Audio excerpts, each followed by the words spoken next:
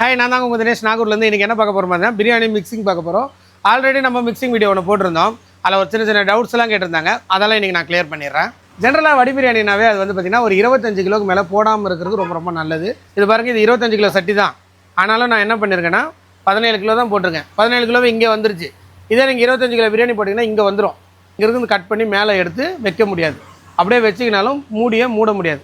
அதனால் எப்போவுமே கெப்பாசிட்டி ஒரு 5 கிலோ கம்மியாக போடுறது ரொம்ப ரொம்ப நல்லது ஹோட்டல் பிஸ்னஸ்க்கு. இதே நீங்கள் கேட்ரிங் பிஸ்னஸ்னால் உடனே பிளேட் அடித்து கொடுத்துருவீங்க, எந்த பிரச்சனையும் இருக்க போகிறதில்ல. ஆனால் ஹோட்டலை பொறுத்த வரைக்கும் என்னென்னா மூடி வச்சு நம்ம வியாபாரம் பண்ணுவோம் இல்லையா? ஸோ என்ன பண்ணணுங்க, 3/4 சட்டிக்கு வர மாதிரி பிளான் பண்ணி தான் பண்ணணும். இப்போ மிக்சிங் பார்க்கலாம். கரண்டி அளந்துங்க. 1 2 3 இந்த 2 பார்ட்டை விட்டுருங்க. அப்போ தான் பேஸ் வந்து ஸ்ட்ராங்காக இருக்கும். பேஸ் ஸ்ட்ராங்காக இருந்தால் தான் பீஸ் அழகாக நிற்கும்.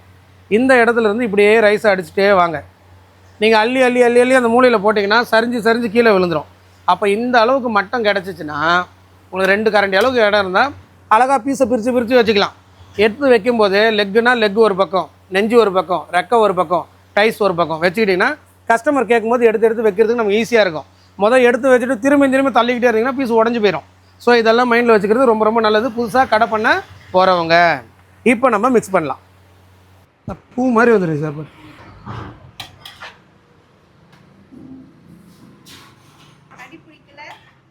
அடி பிடிக்கல. இந்த நேரம் வெந்திருக்கு. எல்லா இதே தான், சூடு கரெக்டாக மெயின்டைன் பண்ண தெரியணும், அவ்வளோதான். மசாலா நல்லா தொக்கா வந்துருக்கு. மாமா, எனக்கு ஒரு டவுட்டு. இப்போ பிரியாணி செய்யறதுக்கு எல்லா ரெசிபி எல்லாமே சீக்ரெட் எல்லாமே நீங்களே சொல்லிடுறீங்களா சேனல்லையே? அப்போ எல்லாருமே வீட்லயே பார்த்து சமைச்சிக்க மாட்டாங்களா? அப்போ கடைக்கு நம்மளுக்கு சேல்ஸ் ஆகாமல் பாதிப்பு வரும்ல? ஆமாம், அதாவது அது அப்படி இல்லை. அது எப்படி சொன்னால் உங்களுக்கு புரியும். நிறைய பேர் என்ன இந்த கேள்வி கேட்டுனே இருக்காங்க. நிறைய பேர் என்ன கேட்குறாங்கன்னா, எல்லாத்தையும் இதிலே சொல்லிடுறீங்க, அப்புறம் வீட்டில் சமைச்சிட்டாங்கன்னா உங்களுக்கு வியாபாரம் நடக்காமல் மேடம். தோசை விற்கிதா எல்லா ஹோட்டல்லையும்? விற்கிது. ஆனால் எல்லாருக்கும் தோசை ஊற்ற தெரியுமா? தெரியும். யாராக இருந்தாலும் வீட்டில் தோசை ஊற்ற தெரியும். ஆனால் எல்லா ஹோட்டல்லையும் தோசை விற்றுட்டு தான் இருக்குது.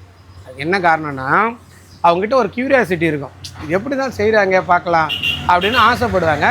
சமைச்சு பார்ப்பாங்க, அதே மாதிரி வந்துடும், அதோட விட்ருவாங்க. அவ்வளோதான் வந்துருச்சு. அதோட ஹோட்டலில் தான் வாங்கி சாப்பிடுவாங்க. ஏதோ ஒரு நாள் அக்கேஷனலையும் வீட்டில் வந்து ஏதாச்சும் ஒரு ஃபங்க்ஷன்னா செஞ்சு ட்ரை பண்ணுவாங்க ஃபேமிலியோட.